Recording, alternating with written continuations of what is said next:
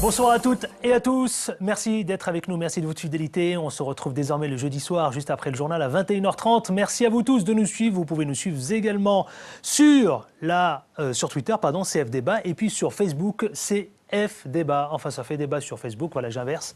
Et puis sur Twitter, CF Débat.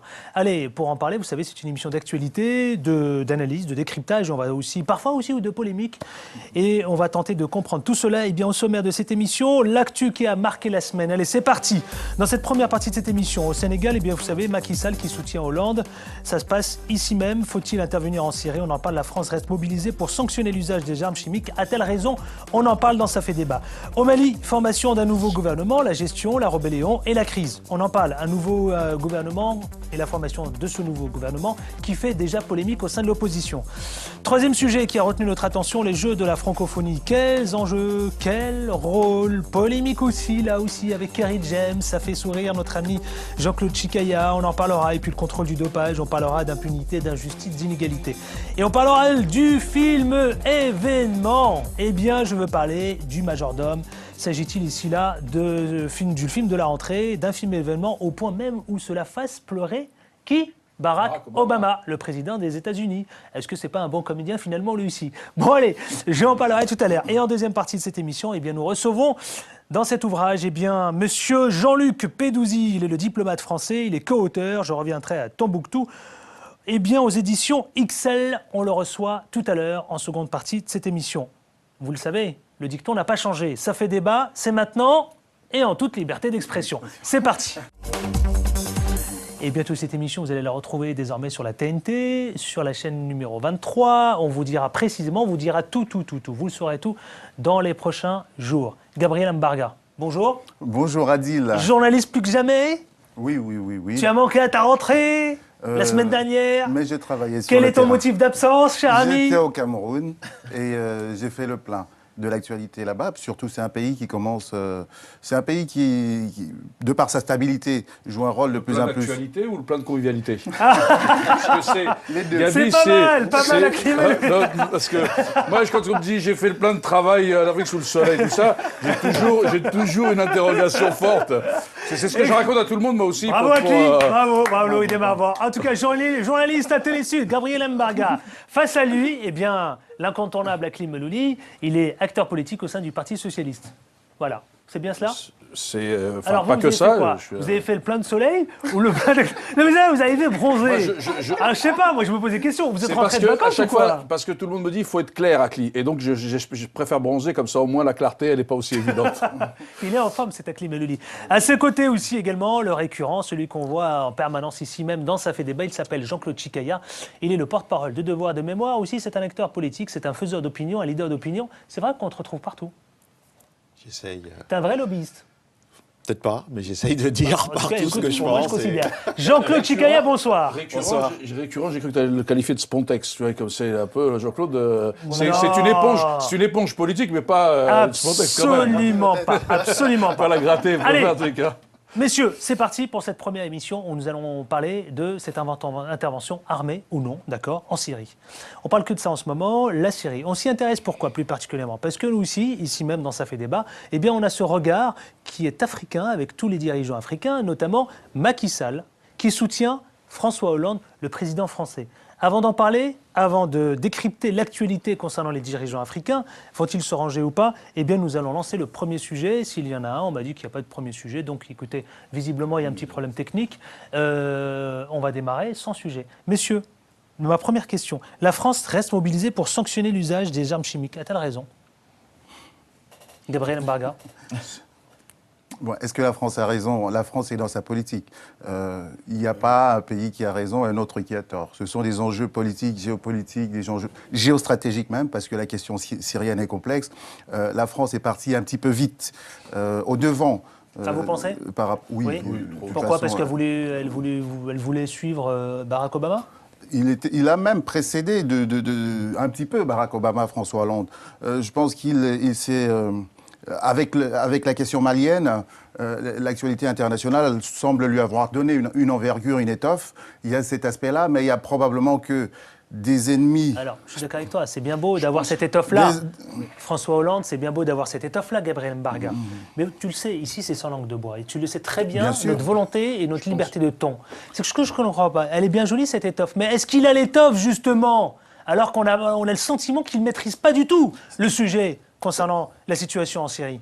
Alors, il faut voir, peut-être du côté des ennemis héréditaires de la Syrie et des soutiens de la Syrie, comme l'Arabie Saoudite, qui ont eu des tractations très proches avec la France ces derniers temps. Est-ce qu'on ne lui a pas promis autre chose derrière? Parce que derrière la diplomatie, il y a la politique, il y a l'économie aussi.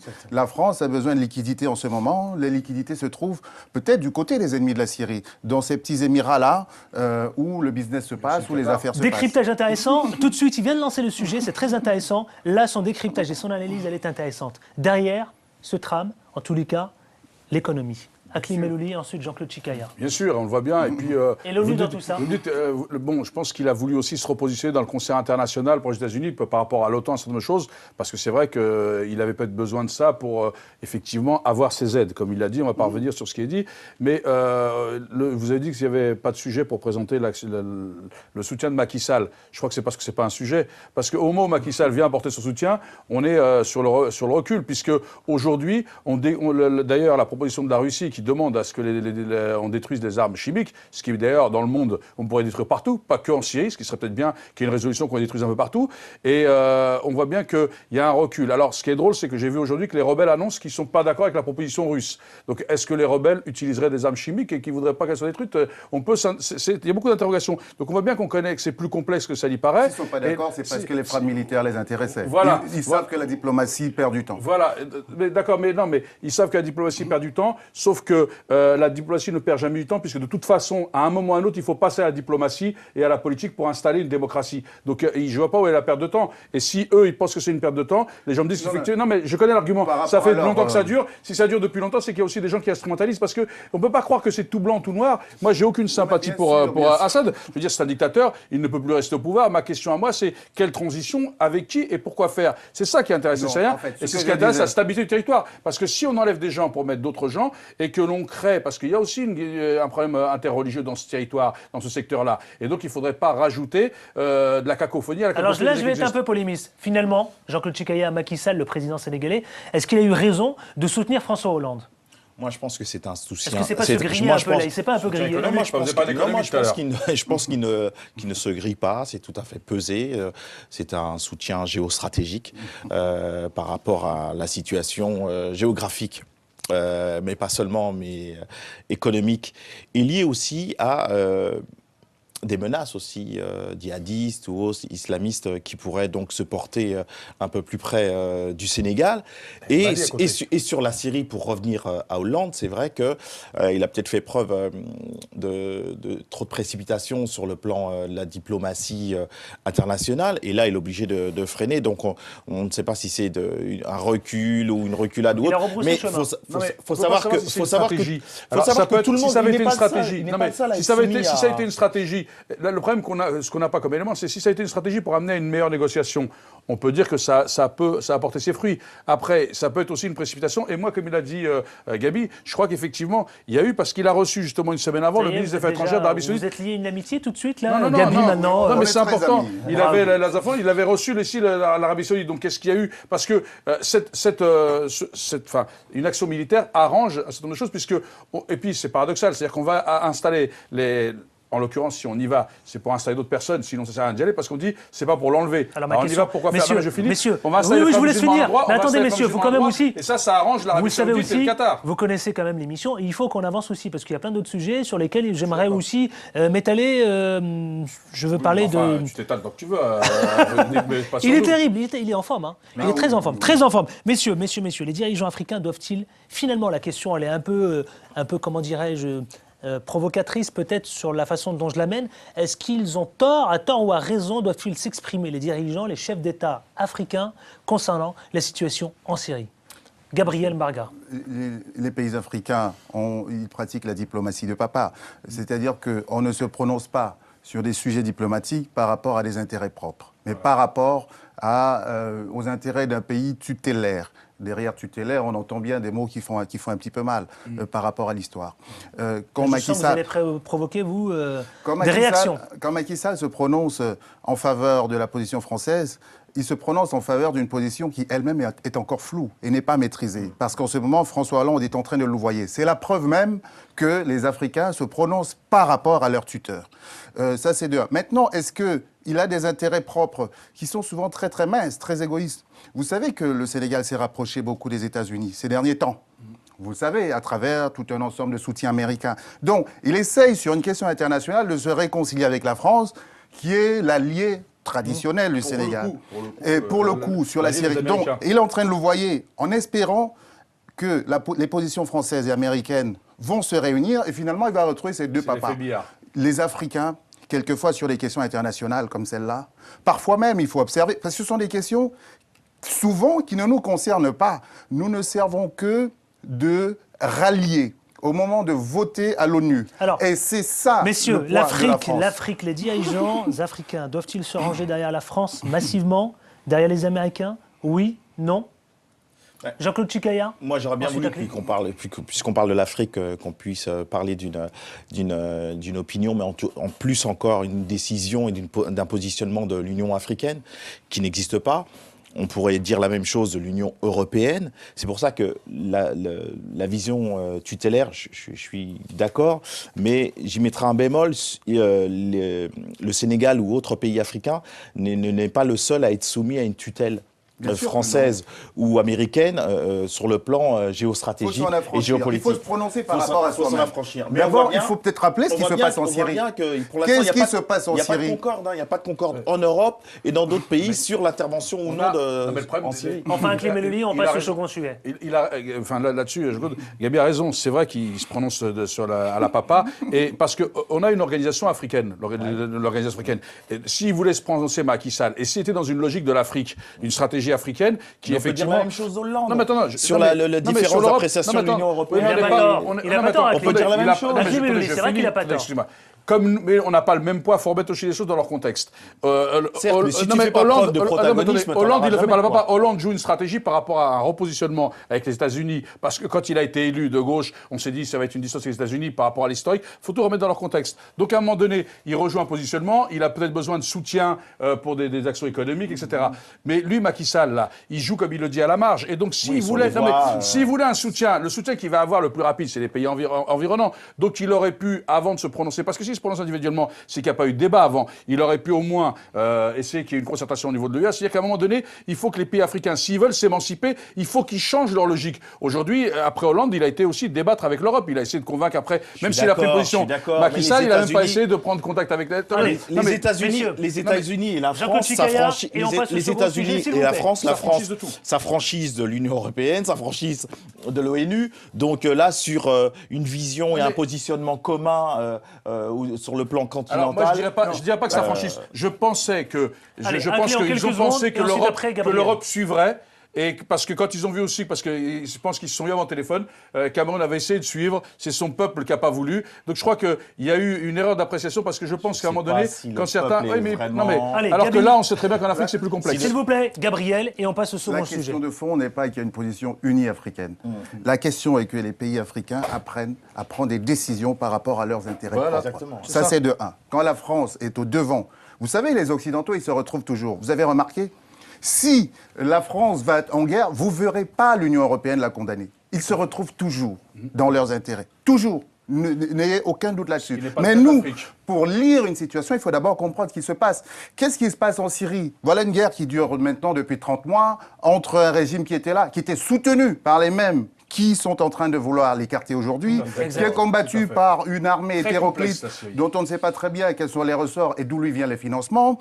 Et puis, du jour au lendemain, on nous dit, voici.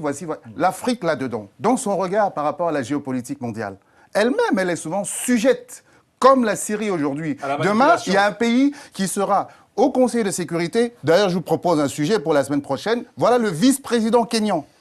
En exercice qui passe devant la CPI aujourd'hui, ce sont des sujets. Donc nous, on est toujours des sujets. Il plaide non coupable, pardon. Toujours. Lapsus. Le CPI, non, mais attendez, là on est C'est lapsus, le c'est- CPI, le Non, mais grand il a dit, scandale. il a fait une Moi, déclaration. moi, Le vice-président a dit non, qu'il mais plaidait voilà. non coupable. Non mais Adil, là il Il est parle du arrivé en CPI, on Mercedes. parle justement du CPI. Oh, ça montre aussi le truc, c'est-à-dire qu'au CPI, Allez, messieurs. ne passe que des dirigeants africains. S'il des vous trucs. plaît. Personne d'autre ne passe au CPI. Passons à ce second sujet qui a marqué, en tous les cas, ça fait débat, qui a marqué la semaine. Je veux parler de la formation de ce nouveau gouvernement. Au Mali, Ibeka Ibrahim, Boubacar Keïta a enfin formé son gouvernement. Mais déjà, les critiques fusent dans tous les sens, y compris auprès de l'opposition. Soumaïla Cissé, qui représente l'UDR. Messieurs, ce que je vous propose tout de suite, gestion, rébellion, crise. Avant d'en parler, je vous propose de regarder ce sujet proposé par Télésud. Un conseil des ministres extraordinaire et une volonté affichée d'avancer sur le dossier de la réconciliation. Au Mali, le nouveau gouvernement a annoncé que le pays organisera bientôt des assises nationales du Nord. Objectif, régler définitivement la question des rébellions récurrentes dans cette partie du pays. C'est le président Ibrahim Boubacar Keïta en personne qui en a fait l'annonce, une intention qui rejoint le cap défini dès sa prise de pouvoir. La réconciliation nationale demeure la priorité la plus pressante. Dès demain, nous enclencherons les actions appropriées pour forger les solutions robustes en vue d'une paix durable afin que nous sortions définitivement de la répétition cyclique des crises dans le nord de notre pays. Forger un consensus national favorisant le règlement définitif du problème dit du Nord, la nomination d'un ministre de la Réconciliation nationale et du développement des régions du Nord va dans ce sens. Reste à définir les contours de ces assises dont la date n'est pas encore connue. La communauté touareg vivant essentiellement dans le Nord suivra avec attention les préparatifs de ces assises. Le secrétaire général du MNLA, Bilal Ag-Sherif, a appelé le nouveau gouvernement au respect de l'accord conclu le 18 juin dernier entre Bamako et les mouvements rebelles touareg. Un accord qui prévoit l'ouverture d'un dialogue sur l'avenir de l'Azawad, 60 jours après la formation du nouveau gouvernement. Une façon de mettre la pression sur le nouveau pouvoir de Bamako. Allez messieurs, on en parle justement. Un gouvernement platonique selon Soumaïla Cissé, l'opposant. Ah oui, l'expression, elle est belle. La politique, ce sont aussi des paroles. Platonique, c'est quelqu'un de cultivé qui pèse ses mots. Ça s'oppose souvent à quelque chose de plus concret. C'est un gouvernement qui fait tellement rêver, qui a voulu rassembler tout le monde, qui a voulu faire plaisir à tout le monde. Je suppose que c'est ce qu'il a voulu dire, que finalement, il sera immobile. Parce que quand on rassemble des composantes totalement contradictoires, on ne peut pas avoir une action derrière. C'est normal de la part d'un opposant, qui plus est vient de perdre la présidentielle, il est normal qu'il tire dessus. Ce qui frappe dans le nouveau gouvernement malien... Il n'y a pas beaucoup de changements.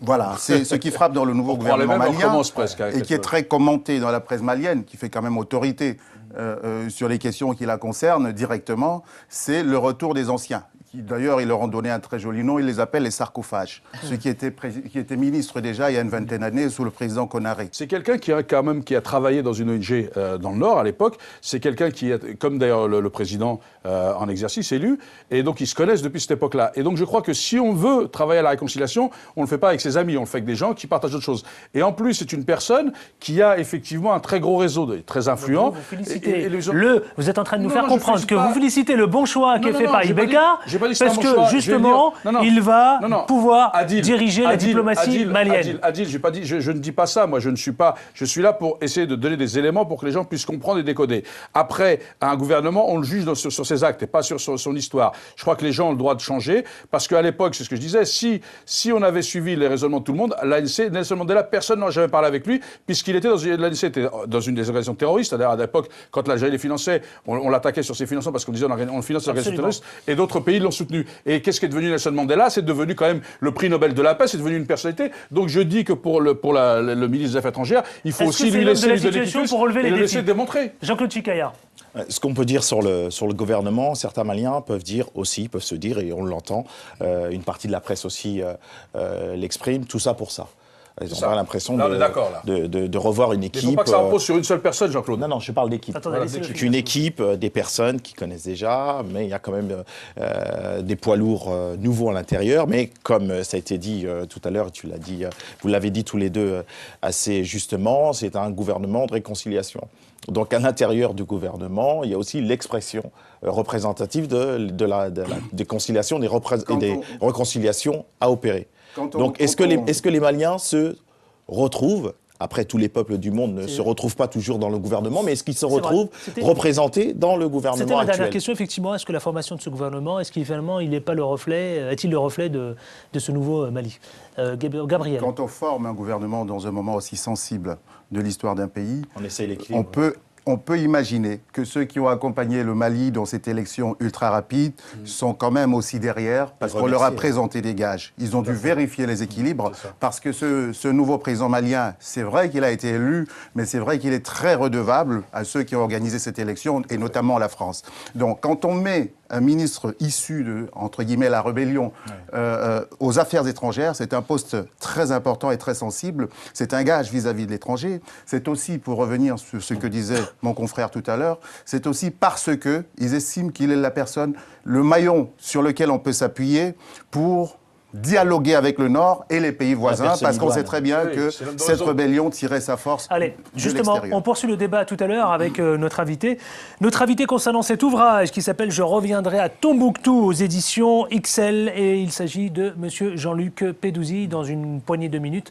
On va le retrouver ici même dans la dernière partie, dernière ligne droite de cette émission. On poursuit, messieurs, vous avez suivi un petit peu les Jeux de la francophonie. Cette année, c'est à Nice. C'est Jean-Claude qui a suivi. Jean-Claude a suivi. Nice, capitale de la francophonie. Eh bien, vous savez, les Jeux de la francophonie ont provoqué une incroyable polémique. Nous, vous savez, vous savez, le Super Bowl, vous suivez le Super Bowl? Oui. Le Super Bowl, il a Beyoncé, d'accord, ou Madonna d'ailleurs. Et la cérémonie d'ouverture de la francophonie à Nice, c'était samedi il y a quelques jours. Eh bien, nous, on a notre rappeur qui est d'origine haïtienne. Il s'appelle Kerry James. Il a déjà provoqué la polémique, notamment avec une réaction de Christian Estrosi. Mais avant de commenter tout cela, je vous propose de regarder ce sujet proposé par l'agence Afrique TV. Regardez. Les 7e Jeux de la francophonie ont officiellement démarré ce samedi à Nice avec une cinquantaine de délégations. Au total, 53 pays participent à l'édition de cette année, dont une trentaine africains. Et pour le député maire de Nice, président du comité d'organisation, c'est une fierté. Je voudrais en tout cas vous souhaiter la bienvenue et espérer que ce séjour parmi nous à Nice se déroule du mieux possible. Alors nous sommes le jour J, où nous devenons pour quelques journées la capitale mondiale de la francophonie. Je suis heureux d'être le maire de la cité qui se trouve à ce rendez-vous précis. 7 disciplines sportives plus le handisport, nouveauté cette année, vont s'ajouter aux 2 concours de création et concours culturels pour permettre à plus de 3000 jeunes sportifs de célébrer la langue française. Je pense que c'est important d'être à l'écoute cette année de cette jeunesse au-delà de la compétition. C'est important d'entendre leur voix. Aujourd'hui, il faut absolument regarder cette jeunesse, réfléchir à sa mobilité et l'entendre. C'est un immense message que la jeunesse francophone nous envoie à l'occasion de cette 7e édition. Une jeunesse qui est en permanence à nous bousculer, à innover, à être créative, à être pleine de talent, à la fois en matière culturelle et en matière sportive. Une jeunesse qui nous invite au dialogue entre les nations. La cérémonie d'ouverture des Jeux s'est poursuivie en soirée avec un défilé riche en couleurs des délégations, sous la présence effective du chef de l'État français. La cérémonie d'ouverture aussi, messieurs, et bien justement, on en parle, hué par une partie du public, son rap autoproclamé conscient, qui se nourrit du quotidien des banlieues et qui parle aussi, qui traite des inégalités dans la France d'aujourd'hui. Eh bien, vous savez, ça a provoqué une terrible polémique. Je parle notamment de Christian Estrosi, qui a, je vais récupérer sa réaction, il dit que cette chanson qui appelle à la révolution dans les banlieues n'avait pas sa place ce soir. Au-delà de tout, quelle image donne-t-elle au monde francophone de notre pays? Avait-il raison, notre ami Christian Estrosi? Moi, je vais revenir sur Kerry James. Moi, j'ai assisté justement à la cérémonie d'ouverture et au moment où il est rentré sur scène avec un cœur extraordinaire. Ce texte a été dit avec une force extraordinaire. Moi, j'étais happé. Et c'était vraiment le titre qu'il fallait, Banlieusard, parce qu'il parlait de tous les relégués des banlieues, mais pas seulement françaises, mais ça sortait vraiment de l'Hexagone. C'était un moment extraordinaire. Qu'il y ait une partie à Nice qui siffle, franchement, moi, ça ne me dérange pas. Au contraire. Au contraire, ce n'était pas du tout de la cacophonie, mais au contraire, surtout que les porte-flingues habituels, Ciotti et Estrosi, qui n'ont rien compris, n'ont pas lu le texte, n'ont rien compris au texte, parlent de révolution. S'ils lisent une fois le texte, ils vont comprendre tout de suite que ce texte d'un rappeur remarquable, c'était vraiment pour moi... Polémique sans intérêt ? Sans intérêt. Le texte était très fort. Les enjeux de la francophonie, 70 pays, 200 millions de personnes qui parlent dans le monde francophone. Et le rappeur Kerry James avait toute sa légitimité, en tous les cas, concernant la cérémonie d'ouverture. Exactement, c'était extraordinaire. Oui, Mélodie. Ce que dit Jean-Claude est intéressant, c'est-à-dire que moi, je ne vais pas rentrer sur il avait ou pas, c'est qu'effectivement, il faut mieux prendre aussi, il y a plusieurs façons de voir les choses. Ce texte, c'est un texte, un peu un message fort pour dire ne reléguez pas les gens. C'est comme positif. Ça que, voilà, c'est pas il ne faut pas le prendre aussi comme un message négatif. Parce que c'est vrai, comme il disait, il y a toujours des gens qui ont tendance à ajouter l'opprobre sur les uns et les autres. Et la francophonie, c'est ça, normalement, c'est ce qui fait le lien. Et moi, j'ai trouvé intéressant qu'au-delà du sport, aujourd'hui, il y a la culture et tout ça, c'est un lieu de partage. C'est aussi un espace de fraternité, de partage. Il faut que ça le soit. Et je crois que dans ce cadre-là, les rappeurs et d'autres, ceux qui souffrent, ont leur place. Si on veut partager, on ne va pas partager avec les gens qui vont bien. C'est-à-dire que sinon, il n'y a pas... Et c'est vrai que la francophonie aujourd'hui a été un peu, entre guillemets, étant jachère, puisqu'on n'a pas vraiment mis les moyens là-dessus. Et c'est vrai qu'il y a beaucoup de pays, et ça se perd un peu. Et ce qui devrait être justement un lien fraternel et un espace de rencontre, de tissage de liens, de rencontres culturelles, d'échanges, de brassage, parce qu'on le voit bien aussi en France avec des festivals comme Africolor, qui permet des artistes africains de se mélanger avec des artistes corses, etc., qui créent la richesse même de la francophonie et de quelque chose, eh bien, on l'a mis au second plan. C'est-à-dire que des fois, c'est les polémiques qui n'ont pas lieu d'être, qui se mettent en avant et qui masquent le vrai travail qui devrait être fait et qui, je dirais en l'occurrence, va dénaturer ces jeux de la francophonie, qui, pour une fois, intègre la partie culturelle. Allez, on en parle justement, messieurs, parlons de cet enjeu. Et finalement, est-ce que le jeu de la francophonie, Gabriel Mbarga, est-ce qu'il a un rôle ? Est-ce qu'il y a un rôle qui doit être joué ? Est-ce qu'il y a un enjeu dans le cadre de ces jeux de la francophonie, Gabriel ? Ça nous a permis de nous souvenir que Yamina Benguigui est ministre, que Valérie Fournéron est ministre des Sports, que Christian Estrosi, ancien ami de Sarkozy, est maire de Nice. On a vu des visages comme ça. Et de toute façon, on sait que la francophonie, c'est important pour la France. Très important, vous l'avez dit, 200 millions de locuteurs, etc. C'est le fameux rayonnement culturel français. Et ce n'est pas tout, parce que c'est déporté sur le plan politique, en autant de soutien dans les organisations internationales en faveur de la France. Exactement. Nous, c'est un vrai levier. On apporte toujours. Mais qu'est-ce qu'on reçoit de la francophonie ? Là, il faut se poser des questions. Est-ce que la francophonie nous sert à la survivance de nos cultures à nous ? Et voilà. Interrogation. Parce que quand on voit la menace qui pèse sur nos langues dans un pays comme le mien, beaucoup de nos enfants ne savent plus parler leur langue. On parle le français, c'est la langue de l'école, d'accord, mais est-ce qu'il n'est pas temps... un alphabète bilingue. Hein. Est-ce qu'il n'est pas temps qu'on promeuve aussi, au moins de manière régionale, quelques-unes de nos langues à enseigner dans l'école pour qu'on ne soit pas simplement des francophones, mais qu'on soit avant tout ce que nous sommes profondément, nous sommes les Bantous, pour parler de nous. Jean-Claude, ensuite souvent d'ailleurs des élèves issus d'Afrique du Nord ou d'Afrique noire, en tout cas subsaharienne, souvent sont bilingues dès leur première enfance, ici, en France ou en Afrique. Et c'est ce qui est mis en exergue comme élément d'intégration, ce qui est mis en exergue, c'est la maîtrise de la langue française, alors qu'il est bilingue, il y a plusieurs langues. Et donc c'est important, j'insiste vraiment sur la francophonie, que ça ne relègue pas toutes les langues africaines. Alors justement, messieurs, il nous reste très peu de temps. Il nous reste très peu de temps et j'aimerais parler de ces sportifs qui ont disparu. C'est pour ça que justement, c'est important, mais je disais que c'est pour ça que quand je disais qu'elle était en jachère, parce que la francophonie ne doit pas substituer aux langues régionales. Et donc c'est vrai que la francophonie, même si effectivement c'est intéressant à maîtriser, elle doit être un appui aussi à la connaissance de soi. Ce que disait Gabi. C'est là où il y a, à mon avis, une interprétation différente entre ce que les gens attendent et ce que certains voudraient faire passer. Allez, messieurs. La langue parlée est un pouvoir. Disparition de sportifs en série. Finalement, la question, est-ce que c'était pas planifié, cette histoire ? Quoi ? Quelle histoire ? Et vous avez suivi les sportifs qui ont disparu. Ah oui, non, mais ça RDC, Ivoiriens. Ça, ce sont les joies de la francophonie. Était-ce planifié dès le départ ? De toute façon, quand il y a de grands déplacements. Vous vous souvenez les journées mondiales chrétiennes, les JMC ?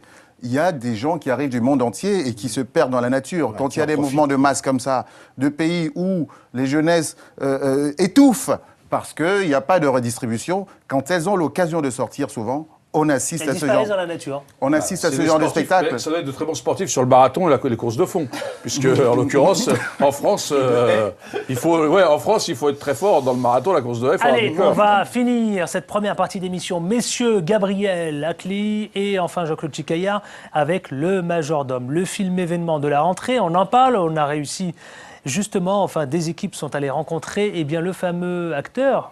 Grand acteur américain, je parle de Forrest. Forrest, comment ? Whitaker.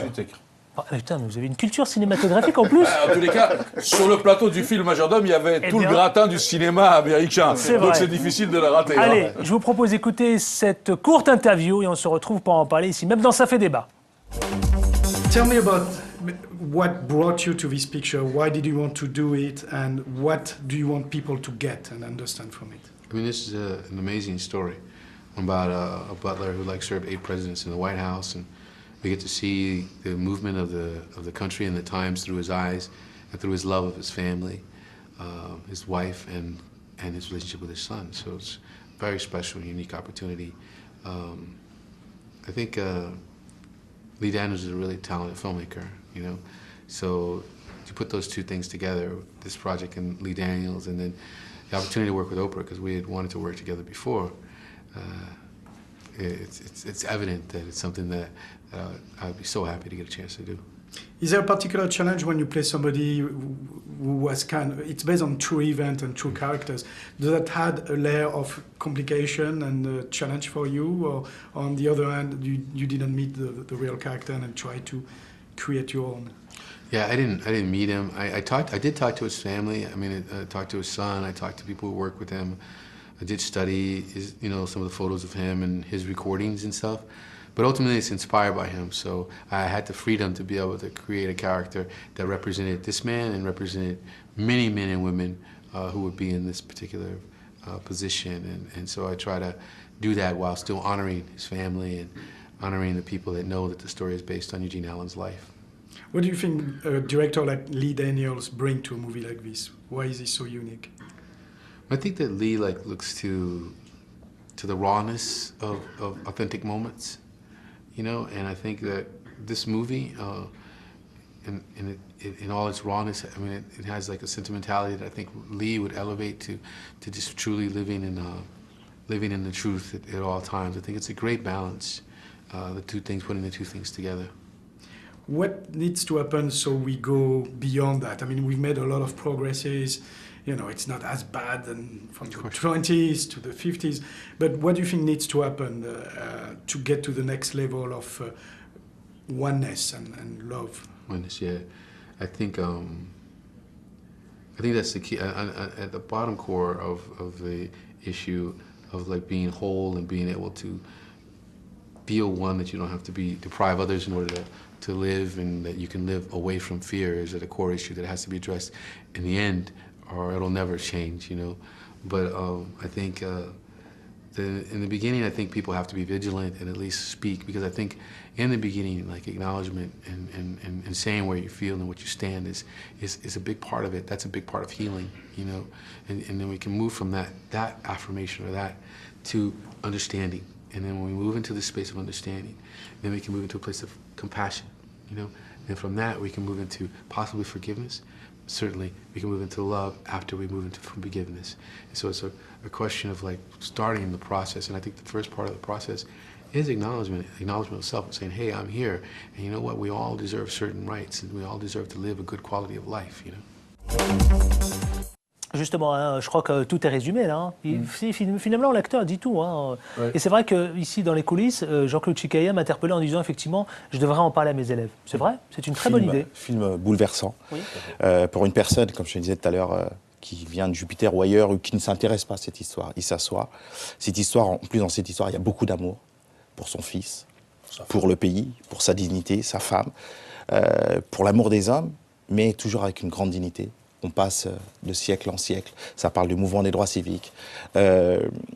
L'histoire de décennie en décennie. Sur siècle en siècle, le pauvre, il serait... Mais oui, parce que c'est quand même l'histoire de l'esclavage. Et c'est évoqué avec une dignité, brio de la part de cet acteur, mais d'autres acteurs aussi. Je pense que j'allais voir Oprah, j'allais voir une deuxième fois. Courez voir ce film. C'est le film, un des films qui m'a marqué cette année. Complètement conquis, notre Jean-Claude Bouleversé, conquis, et je vais y retourner. Alors, il est sorti, avant de vous donner la parole, il est sorti à peine hier, il y a quelques jours, hier. Et messieurs, c'est déjà un carton dans l'Hexagone. C'est déjà un carton. Alors, vous savez quoi? Moi, je ne me contente pas simplement de dire c'est l'événement de l'année, etc. Moi, je vous pose la question, est-ce que c'est vraiment le film événement de la rentrée? Pour moi, il est oscarisable. Moi, je pense qu'ils vont rafler, oscarisable, je pense qu'ils vont rafler tous les Oscars, à mon avis. Ce film fera une rasade sur les Oscars. Mais parce qu'en plus, lui, il parle de Yanis comme réalisateur, mais je crois que le choix de Forrest, parce que dans le regard, il a cette quelque chose, cette mélancolie, cette force, on dirait qu'il y a quelque chose qui est à accomplir, qui n'est pas accompli, et on voit bien à travers son personnage, il l'incarne vraiment, et c'est ce qui donne la force aussi à ce film. Je crois que Forrest, à mon avis, il parle des autres, mais lui est un très bon choix. Et puis, c'est aussi qu'on va découvrir. Alors, moi, quand j'ai vu ce film, je me suis dit, c'est dommage, j'aurais bien aimé, qu'est-ce qu'on pourrait raconter en France comme histoire à peu près similaire.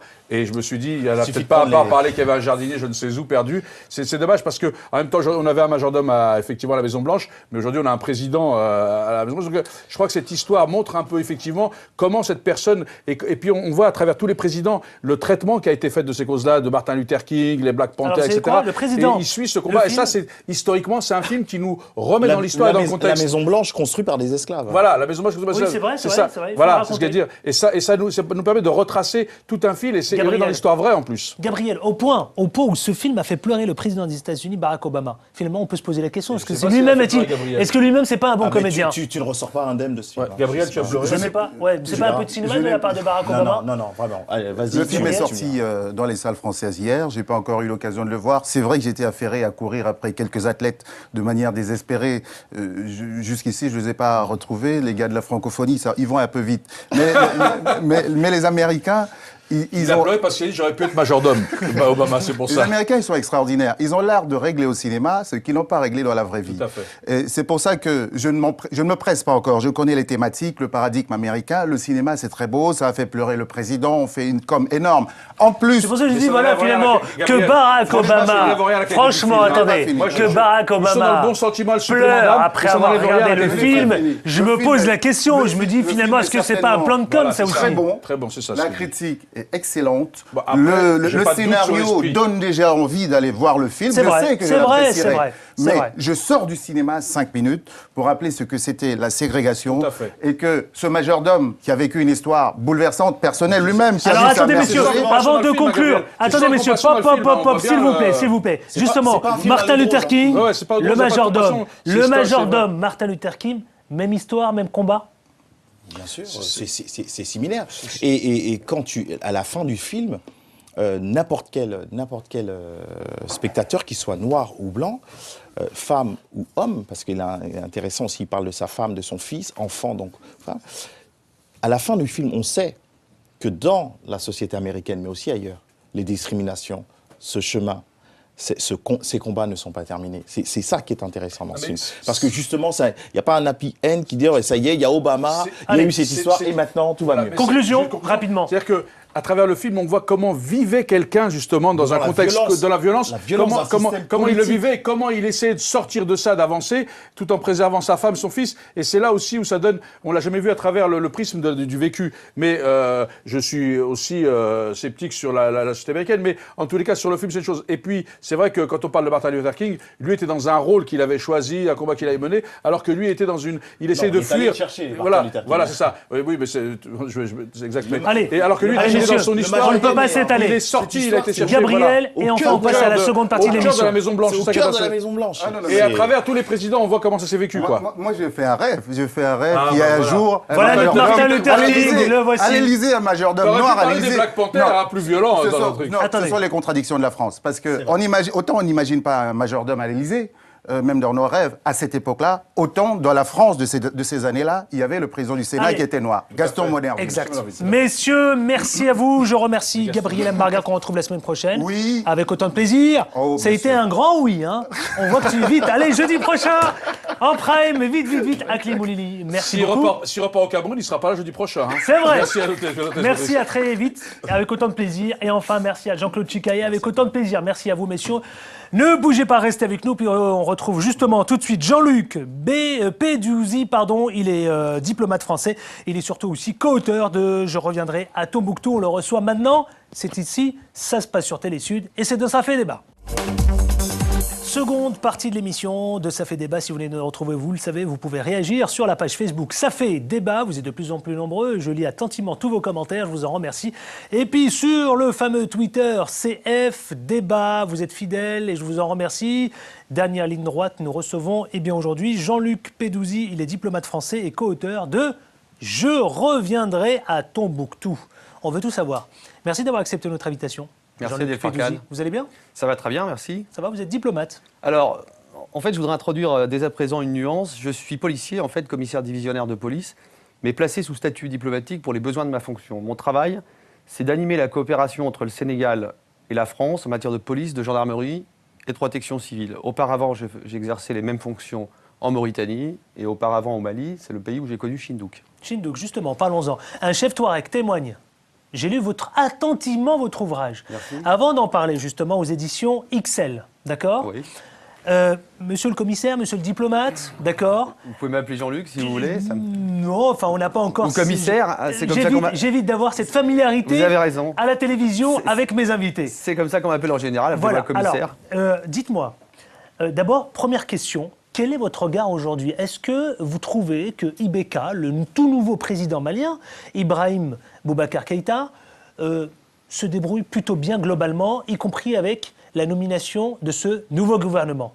Monsieur le diplomate, monsieur le commissaire. Merci. Tout d'abord, vous savez que comme tout fonctionnaire français, je suis tenu à l'obligation de réserve. Et en plus, il est un peu tôt pour en juger. Ce que j'en dirais, c'est que Ibrahim Boubacar Keïta a été élu sur une grande espérance. Et je ne doute pas qu'il mettra tous les moyens en œuvre. Oh, mais une grande expérience. Attendez, là vous voulez me lancer. En même temps, une grande expérience. En même temps, un nouveau gouvernement. Espérance. Et en même temps, vous avez vu nos débatteurs tout à l'heure. On reprend les mêmes et on recommence. C'est un peu votre sentiment dans ce gouvernement? De toute façon, moi, je n'ai pas à me prononcer là-dessus. C'est un gouvernement qui est issu d'une élection qui a été libre et transparente. C'est un président qui a été élu démocratiquement par le peuple malien. Le choix qu'il a fait sur les ministres qu'il juge les plus aptes à relever les défis auxquels est confronté le pays ne me paraît pas devoir être commenté. Enfin, je ne me permettrai pas de le faire. Ouais. Vous pensez qu'il peut sortir le Mali de cette crise, de cette écoutez, rébellion? Il y avait si vous voulez, quand la France est intervenue, la situation était la suivante. Il fallait absolument sauver le Mali, puisque le Mali était en train de disparaître. Et il y avait 4 phases. La première, c'était l'intervention militaire pour stopper l'avancée des djihadistes et rétablir petit à petit l'intégrité territoriale du Mali et la sécurité. Bon, cette phase-là, elle est en grande partie achevée, même s'il persiste des poches d'insécurité résiduelles. La deuxième phase, c'était de réussir une élection libre et transparente. Et ça, je crois que ce résultat est atteint. La troisième phase, maintenant, et je vous l'avais évoqué longuement dans la première partie de l'émission, c'est de réussir la réconciliation nationale. Bon. La réconciliation nationale, elle sera difficile. Il y a un des invités qui a dit que le plus important, justement, c'était de choisir des gens qui avaient des contacts et qui permettaient d'apaiser les communautés et d'instaurer le dialogue. Vous faites référence au ministre des Affaires étrangères. Non, un de vos invités tout à l'heure. Voilà, oui, j'ai fait référence au ministre des Affaires étrangères. Bon. Ouais, qui suscite déjà une polémique. Ce que j'ajouterais par rapport à ce qui a été dit tout à l'heure, et c'est ce que dit Chindouk, c'est que, à mon avis, ou à notre avis, cette réconciliation ne sera durable et ne sera réaliste que si la justice passe dans ce pays. C'est-à-dire que si les gens qui ont commis les actes les plus graves, des deux côtés, de tous les côtés, dans toutes les communautés, sont poursuivis, jugés et effectivement punis. Je crois que la réconciliation nationale, elle passera par là. Elle passera par le... Qu'est-ce que vous êtes en train de nous dire? Vous êtes en train de nous dire que vous attendez un geste fort du président malien, IBK? je crois que c'est un geste fort des nouvelles autorités maliennes. Je crois que la réconciliation, les rébellions Touareg, vous savez qu'il y a eu une rébellion en 63, une autre rébellion en 91, une autre rébellion en 2006, une autre rébellion qui a démarré fin 2011, début 2012. On ne peut pas continuer sur ce cycle des rébellions. Pour sortir des rébellions, il faut redonner un espoir raisonnable aux différentes communautés qui vivent dans le Nord et apaiser les tensions entre gens du Nord et gens du Sud et entre les différentes communautés. Moi, je crois pas. Vous pensez que Ibeka peut remplir cette mission? Oui, je crois, oui. Je l'espère de tout cœur, en tout cas.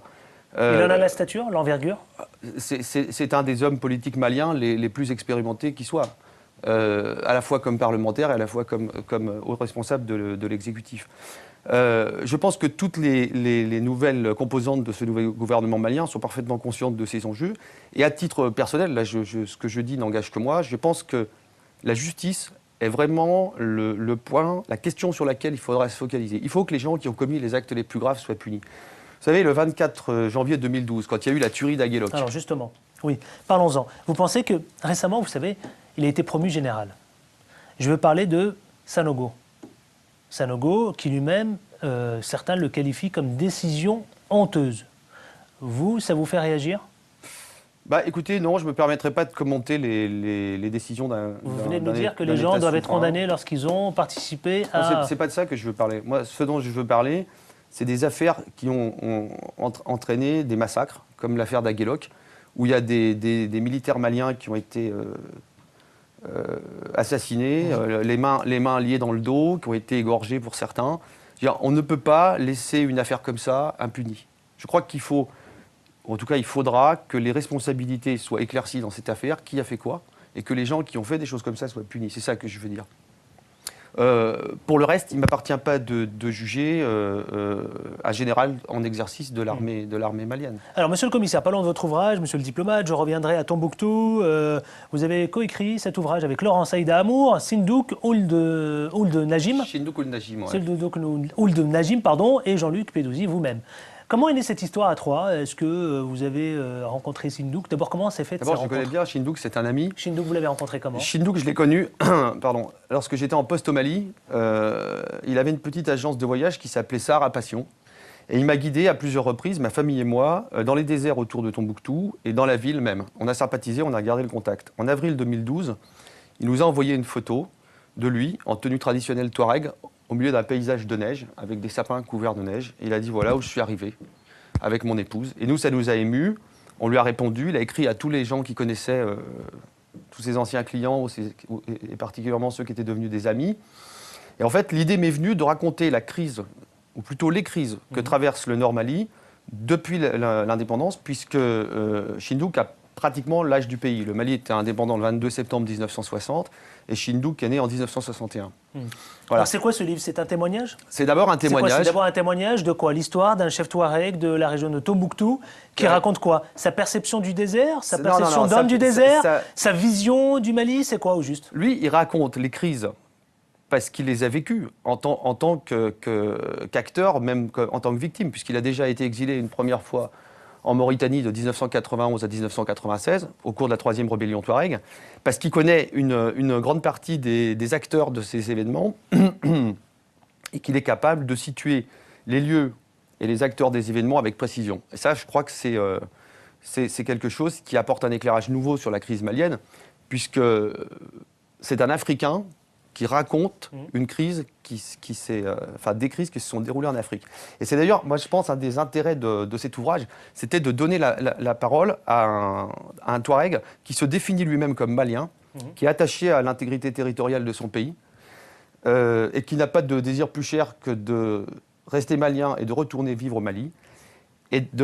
Alors que sur cette crise, jusqu'à présent, on entend surtout des experts occidentaux s'exprimer. Je trouve que c'était une bonne chose que ce soit un Malien qui soit le principal acteur de cette relation, même si je lui ai prêté ma plume. Ça, c'est le premier point. Le deuxième point, c'est que je trouvais séduisant, à une époque où moi je suis choqué en tant que citoyen par la montée des tensions dans notre pays, le renouveau du racisme, et si vous voulez, ces histoires de repli identitaire, où c'était, je pense, un message sympa, un message fort, de montrer qu'on pouvait faire, excusez-moi, je finis, on pouvait faire un livre, enfin faire quelque chose à trois, qui sont 3 personnes d'origine très différente. Puisque Laurence Aïda Amour est française d'origine algérienne.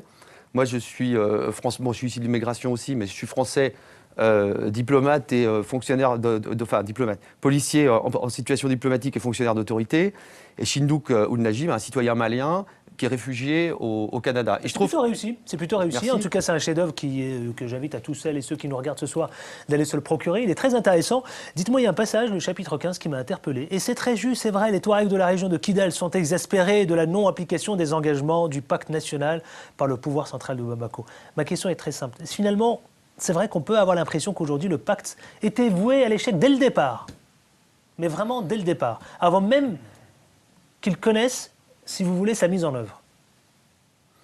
Moi, je crois surtout ce qu'il y a, à mon avis, encore une fois, ce que je dis n'engage que moi. Je crois qu'il y a 2 points à retenir du pacte national de 1992. Et c'est lié à quoi? La corruption? Au mauvais fonctionnement? D'abord, le premier point, c'est S'il vous plaît, que... Non, enfin, il y a eu de la corruption, et le Chindouk le dit lui-même, il y a eu On parle beaucoup de corruption et de mauvaise gestion. Il y a eu de mauvaise gestion, etc. Bon, ça, c'est un secret pour personne.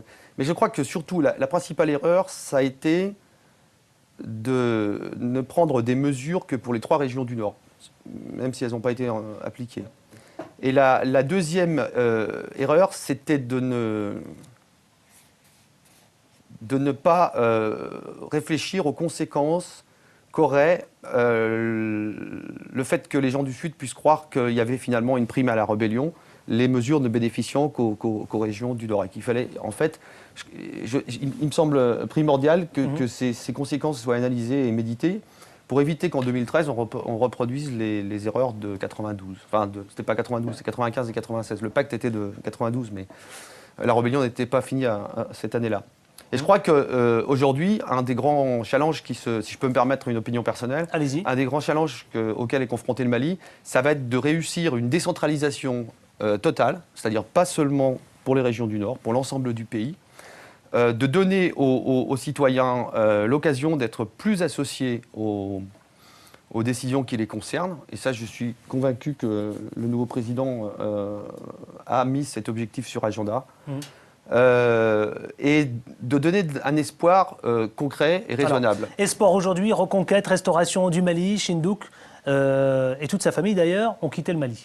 Oui. Ils sont où précisément maintenant? Ils sont dans un village à côté d'Halifax, en Nouvelle-Écosse. En Nouvelle-Écosse. Au Canada. C'est désormais sa vie? C'est sa vie, mais il souhaite que ce soit une parenthèse de sa vie. Il n'a pas de vœu plus cher que de retourner à Tombouctou. Pour quelle raison? Parce que c'est chez lui. C'est chez lui? Et le Mali, c'est chez lui. C'est chez lui, bien sûr, j'avais bien compris, mais si vous voulez, pour y faire quoi Il veut retourner chez lui, il veut retrouver ses parents, parce qu'il est le chef d'une communauté, les Oulad Najim, qui regroupe 1500 individus. Il veut retrouver ses parents qui sont restés là, il veut que sa tribu qui est éparpillée dans les pays voisins, en Algérie, au Niger, au Burkina, retrouve son territoire. Il veut pouvoir faire grandir son fils, il a un fils de 5 ans, enfin 6 ans cette année. Il veut l'élever chez lui, à côté de ses cousins, de ses parents.